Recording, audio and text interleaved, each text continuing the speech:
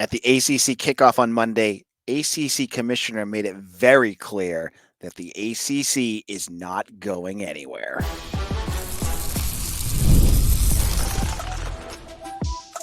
You are Locked On Boston College, your daily podcast on the Boston College Eagles. Part of the Locked On Podcast Network, your team every day. Hello, everyone, and welcome. This is Locked On Boston College, your team every day. I'm your host, AJ Black. I'm also the editor and publisher of Eagle Insider. Check out my work over there. Today's episode is brought to you by FanDuel. Make every moment more as playoffs wind down. The sports stop sporting like they want to, but this summer, FanDuel is hooking up all customers with a booster bonus daily. That's right. There's something for everyone every day all summer long. Visit FanDuel to get started. Big show today. We're going to talk about the ACC kickoff that started up on Monday. We got to hear ACC Commissioner Jim Phillips, and a side of him we have not seen yet. And I'll explain what that looked like.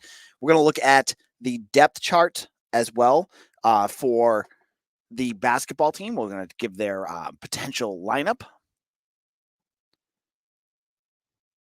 And look at the potential media day talking points that'll come up for Boston College when they hit the media on Wednesday. Now, the biggest thing, as I said earlier last week, going into this ACC media kickoff, I said, I don't really care what the teams have to say. They're all trying really hard. They all want to win a championship. They all are proud of their work that they did this summer. It's the same stuff every year. You could copy and paste the comments with a new coach or player there. What I wanted to hear, the biggest story for me and for you guys too, is how is Jim Phillips going to come out looking in this thing? Because the ACC has been under attack for the last 3 or 4 months. Now that the Pac-12 is gone, everyone has, the media, the columnists, the coaches, they're all saying that the ACC is next, that their death certificate is about to be signed. And so this, just like the last 2 years, was going to be a monumental press conference for Commissioner Jim Phillips. And I wanted to see how he addressed it. I was expecting, he's usually pretty subdued. He's a guy that usually comes out. He tells about all the great accomplishments, the graduation rates, all the different national championships that the conference has won, and blah, blah, blah, blah, blah. He did that. That was part of his thing, and that should be, because that's part of the accomplishment, even though I always find it weird. I thought Bud Elliott of 247 put it out there. It's a football kickoff. Why are they talking about other sports? But anyways, Phillips showed a side of him in this press conference that I have never seen before. And I think as an ACC person, you should appreciate what he did. Unless you're a Clemson, Florida State fan who just wants to get the heck out of there. He was on fire during this press conference. I've never seen Jim Phillips so impassioned, so to the point, so direct than we saw him today. He said that, he put it out there, we are we're going to be the third highest paid conference in the country. Direct shot across the bow at the Big 12, who Brett Yormark has been saying all along, we're the best, blah, blah, blah, blah. You know, he's full of braggadocio. Phillips put him in his place here, saying that we're going to be number 3. He looked at Florida State and Clemson and the lawsuits and hit them directly head on, saying, look, we have lawsuits in the courts right now, and it's hurting our conference. You signed these grant of right deals twice, and now you're throwing up a stink, and it's hurting everybody else. He was very clear about that, and that was impressive to me, because he could have easily, just danced around that, tried to play, the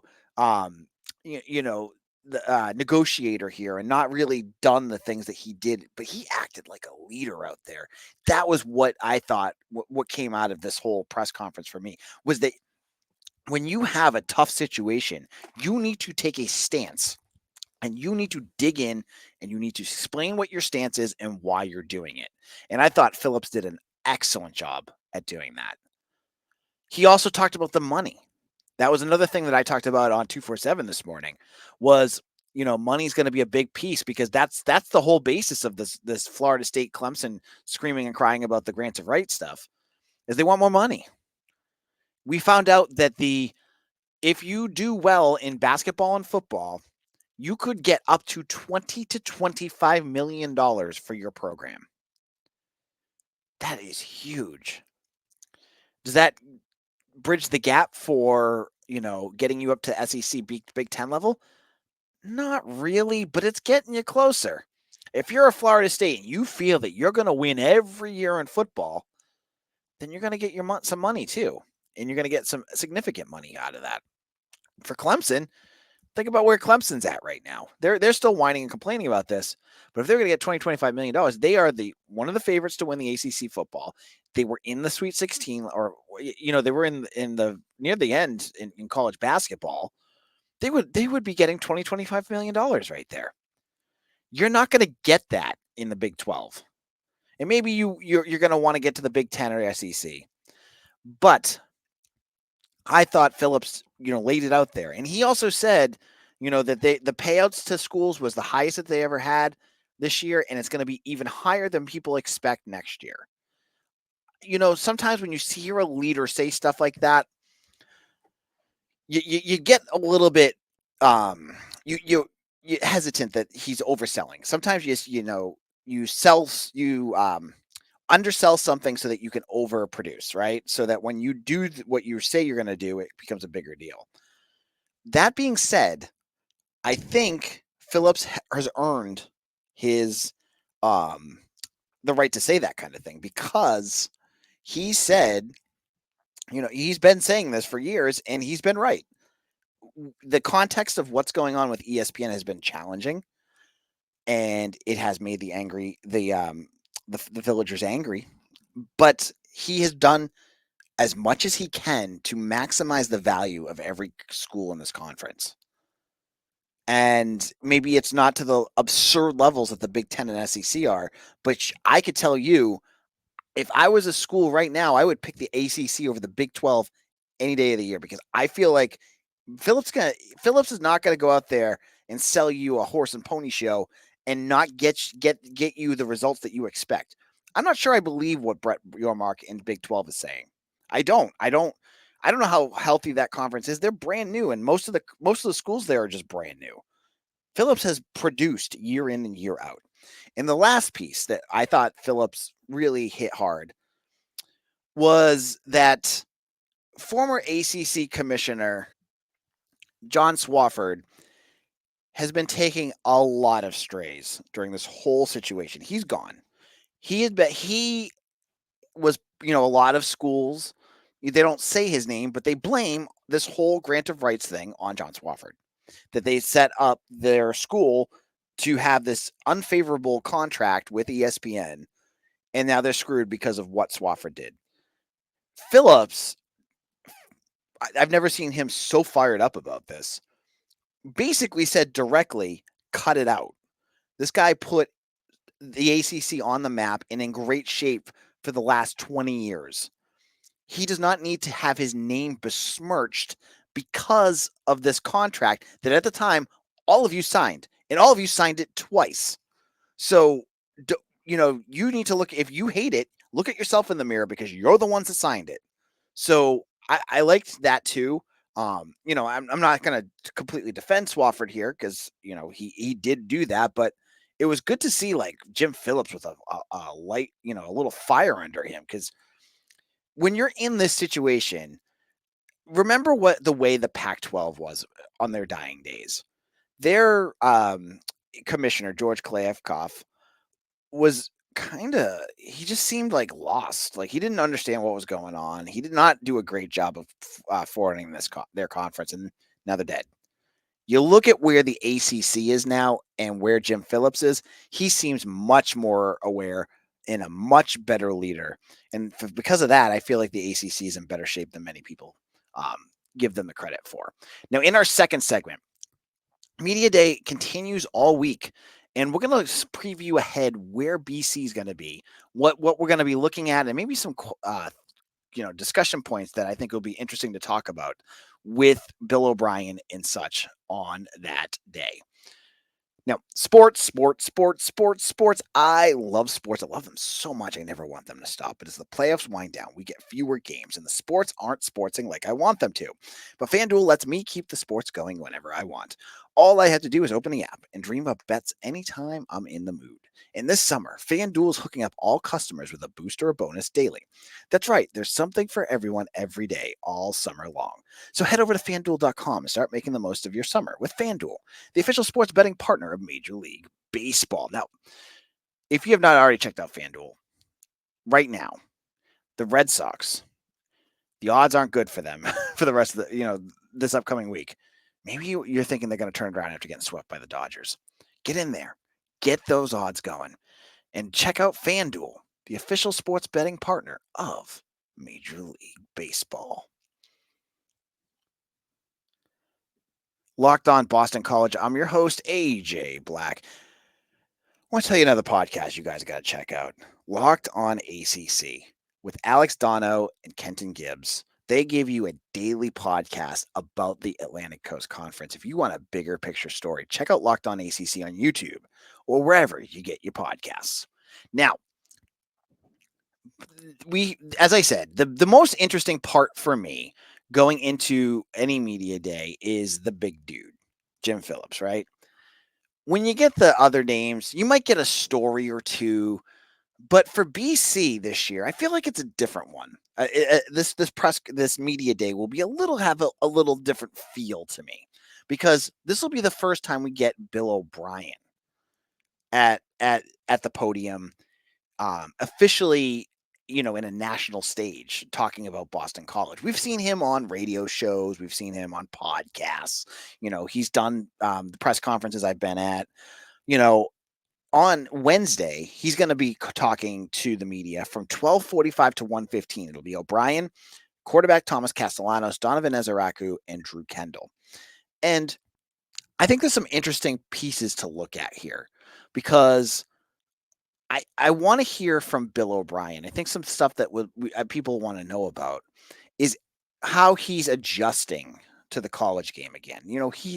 He's done the offensive coordinator stuff at Ohio State just for a little bit, Alabama, but for a while it was the Houston Texans, it was the Patriots.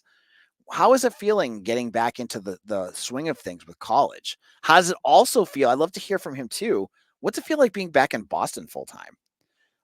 Living in the city again. You worked in Foxborough. Foxborough is not in Boston, but what does it feel like to be back home and working? I'd love to hear what he thinks of the strengths of this team. He's been pretty honest about that. I've heard him say things about he's really excited about the offense, and that he likes the defense. It's just thin, which I think is a pretty accurate assessment of what's going on. He's also done, and I think it was someone on CBS Sports that interviewed him. He started throwing out names of players that he was excited to play, to have go for him. And he mentioned, Donovan Ezeraku, Cam Horsley, Castellanos, the offensive line. Love to hear more about maybe some of the transfers that are coming in. How are they adjusting? You got Jerron Bradley and not Nate Johnson, Jaden McGowan, who is awesome to play with in NCAA 24. If you haven't played with him yet, just use him for everything. But I think that's another piece. And maybe what's his goals for this year? You ask a Dabo Sweeney, that the goals are very simple every year. It's to win a national title and to win the ACC championship. But where's Bill O'Brien at? Is that his goal for this year? Is it to make a bowl? Is it to improve? What is it? I'd love to hear from him what his goals are. Now, the players, I've talked to all the players, all three of these guys at practice. So to me, I don't particularly have a ton that I'd expect out of them. But I'd love to hear from Castellanos, what it's like working with a quarterback's coach, a coach who has had so much experience with quarterbacks. What does he learn from him? How has the offseason changed him? I think that would be important, because I think all of us are looking at Castellanos okay, you're a great runner. How is your passing improving? What has he done to do all that kind of stuff? Because I think that's going to be super important. And for Donovan Ezeraku, I would love to hear from him he had a kind of a down year last year in terms of just numbers. I thought like you look at his Pro Football Focus grade, it was like an 87, which is really good. The numbers didn't pan out. What's different this year, and how is he going to get the sacks that he had in 2022 with Tim Lewis? And what's Tim Lewis been like? What changes in the defense? I think he hasn't really gotten into that at practice, but I'd love to hear now that we're almost into the summertime, what Tim Lewis has done for that defense. I think that'll be something that'll probably come up. Now, Drew Kendall, he's the leader of the offensive line, right? Tim and Ozzie. Those are the two guys that have been around for a while. You have Logan Taylor, but how is Jude Bowery looking? How is Jack Conley looking as a guard? What changes do you have there? And what does Matt Applebaum mean to them? I know folks out there, and many of you are 247 subscribers, have looked at Matt Applebaum and like, you're the reason why we're struggling with recruiting. And I get it. I mean, he has missed on quite a few offensive linemen on their big board. But to flip the coin, you talk to any of these players, whether it's Christian Mahogany, Kyle Hergel, Ozzie Trapillo, Drew Kendall, they will go to war for Matt Applebaum. So he does, the struggles are real for the recruiting piece. But what does he mean for the on the field stuff? Because he clearly makes a difference. They had a good offensive line last year, and I think Applebaum needs to have some credit for what they did there. And I'd love to hear what Drew Kendall thinks of him. Again, if this is not all covered at Media Day, I'll cover it when I'm at practice next week. So those are all things that we're looking at here. Now, in our final segment, I want to get into the basketball team. They're basically starting from square one with their roster. There's only a few stragglers remaining. What is this roster going to look like? And how will the starting five pan out? I'll get into all of that and more in our final segment. Locked on Boston College. I'm your host, AJ Black. And if you are still watching ESPN, are you tired of all that screaming and yelling? I can't stand it. I have to hit the mute button. Are you like me? You got to hit the mute button. Why continue to put yourself through that? Make the switch to Locked On Sports today, a free 24/7 sports streaming channel programmed for you every day to bring you the biggest stories without all that screaming. Locked On Sports today brings you can't miss analysis, opinions, and news streaming 24/7 on YouTube or the Fire TV app, part of the Locked On Podcast Network. Your team every day. So Earl Grant and his team have been practicing and working out in the Hogue Pavilion this summer. You've seen pictures in practice. So that makes me wonder, what is this roster going to look like? Who's going to be the starting five going into this year? Now you have a whole bunch of new names that are all going to play various roles on this roster. And I don't think all of them are going to start. You have positional players, you have starters. Who's going to be your starters? To me, I think that Earl Grant's going to, I've heard from different people who know the program really well that his goal would be to roll out as many guards as he can. He loves playing guards. So I think he's going to go with 3 guards to start off as starters from day one. That's going to be Chaz Kelley, who's going to be your starting point guard. He's the ball handler. I thought he did really well at times last year, but this is year 3 for him. I think he's going to be really confident. I've heard good things about where he's at mentally. I think he's going to be good. You're going to have your shooting guard. That's going to be Donald Hand. He's now completely healthy. Hopefully his confidence gets him to the point where he can be a volume scorer for you and get you some points. And then on top of that, your third guard is going to be Dion Brown. Dion Brown is the transfer from UMBC. He's a good-sized guard. He averaged 19 points per game last year, and he can shoot from outside. He has to be your go-to scorer. Like BC has lost Quentin Post and Jaden Zachary. So you're two, and to an extent, Claudel Harris was this at points last year too. You need someone who can score when you need to score. I think Dion Brown is going to be that guy. I'm really excited. This is a local kid who transferred in, who did very well at UMBC. And I know they're a smaller conference, but if he can transition to the ACC and play at the level that he did, maybe it goes from like 19 to 14 points per game, BC will be okay. I like what he could do. Now, the other two, Chad Venning is going to be your big guy. And I've heard he's a big dude. He's big, like tall and like he's got some mass to him. So I think folks are going to like that. But I've heard the one knock on him is that he gets in foul trouble a lot. He just racks up fouls fast. So he could be your 5 with Jaden Hastings behind him. I think you're going to see a good combo of both of them because I think Hastings is going to play, and I think Venning will be the guy that gets most of the starting roles. And then at the 4, your last spot.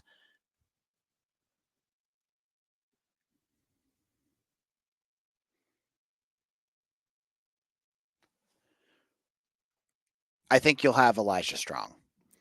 Elijah Strong, we saw come in really, no pun intended, strong at the end of the year. Hopefully he had a good year. He came in during the summer last year, didn't have a chance to really get into college, the shape that you'd want for college. He looks good when I've seen the practice photos.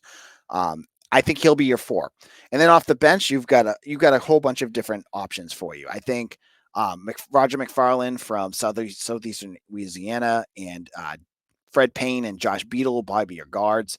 I don't know what the freshmen are going to look like. That's Luca Toes and Nick Petronio. And then I think that would basically be it. Like you've got a couple other, you've got your walk-ons, but I like what I think that's going to be your starting 5. So your starting 5 will be Chaz Kelley, Dion Brown, Donald Hand, Elijah Strong, and Chad Venning. Those will be your 5. And so we'll have to roll out and see how that works. I mean, I'm still worried about the way that this roster is kind of constructed. I mean, they had so much turnover. It's hard to envision where they're going to be at. Like you have so many question marks. Can Chaz Kelley be your starting point guard? Can Donald Hand put together a full season? Will Dion Brown be able to transition from a low level to power conference? How is Chad Venning going to be as a starter for major minutes, and Elijah Strong for major minutes? So tons of questions. Many of them could answer positively. We don't know, but I go back to that with everything about this team. We don't know. We don't know what we don't know. So we have the schedule. They're going to kick off the season against Citadel at home.